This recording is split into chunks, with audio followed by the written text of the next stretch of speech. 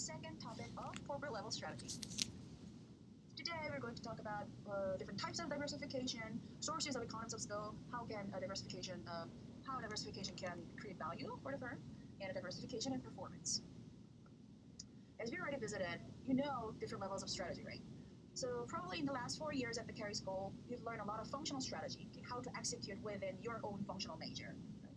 Like marketing, production, finance, accounting, and so forth. And in our first half of the semester, we learned about business level strategy, which is about how to compete within a given single industry.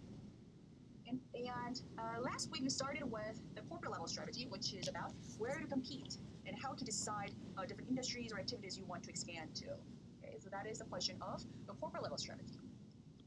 And last week I learned about vertical integration, which is about expanding their activities within the same value chain. So basically owning their supplier function or the buyer function. Today we're going to learn about the diversification.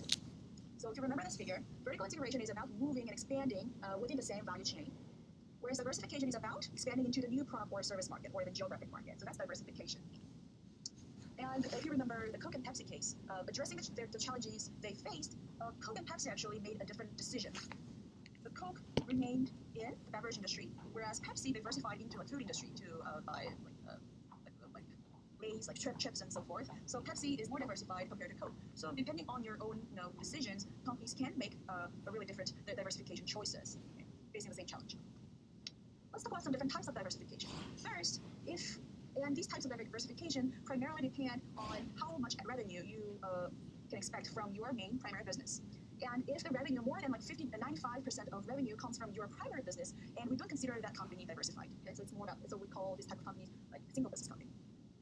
So think about Coca-Cola, they remain in the beverage industry, so it's not really diversified. Or Facebook, yeah, they're all single business companies. And when the revenue from the primary business, about 70% to 95% revenue of their revenue comes from their primary business, and then we call that this company has a dominant business, doing a dominant business for. Okay. So think about the Harley-Davidson, yeah, the motorcycle company. Okay. Their main primary business is definitely to sell their motorbikes. In addition to that, they provide some accessories, and also they provide some loan service for their customers who buy their own Harley-Davidson motorbikes. Right? So Harley-Davidson can be considered pursuing the dominant business form.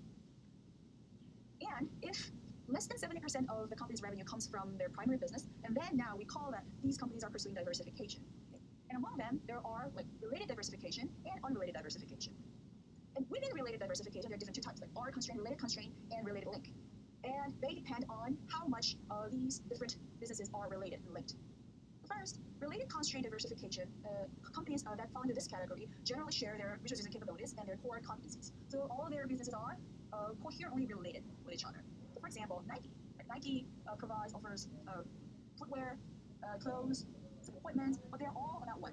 Athletes, and for people who work out. So Nike is pursuing related constraint diversification.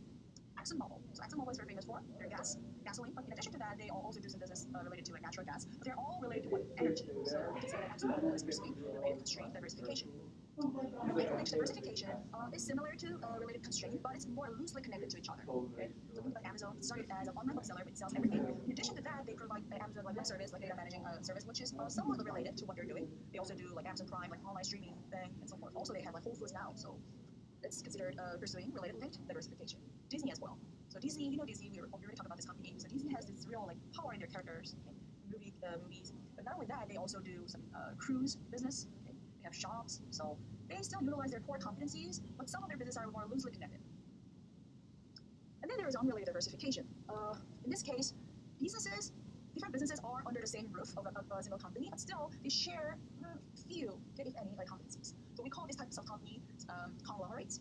So think about Berkshire Hathaway or Tata. Tata is an Indian conglomerate doing automotive business, hotel business, tea, drinking tea business, and so forth. Yamaha as well. Yamaha is famous for piano and some music instruments, but also in addition to that, they make a lot of electronic stuff, yeah, and also bicycles. So yeah, I think Berkshire Hathaway. Berkshire Hathaway owns a lot of unrelated companies, the businesses like this. Geico, okay. Benjamin Moore Paints, Fruit of the Loom, T-shirt, underwear companies, See's Candy, yeah.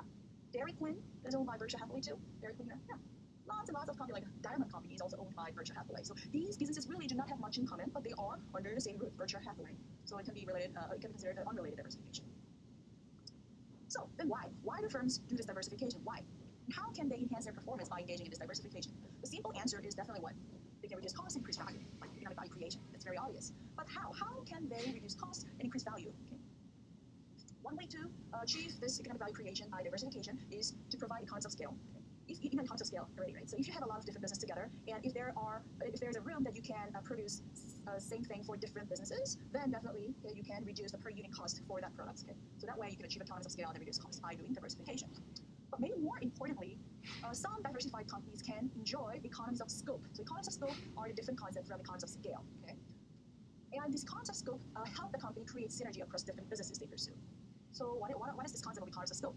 The concept of scope exists in a firm when the value of products or services itself increases as a function of the number of businesses that the firm operates in. So in this definition, scope refers to the range of businesses in which a diversified firm operates. Okay, so if you have many different businesses under the same roof, sometimes companies can take advantage of this scope, the wide scope of the firm. Okay. And how? How can we achieve this economies of scope? Let's talk about this now.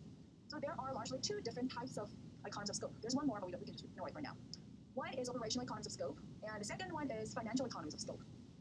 And you need to understand how to achieve these different types of economies of scope.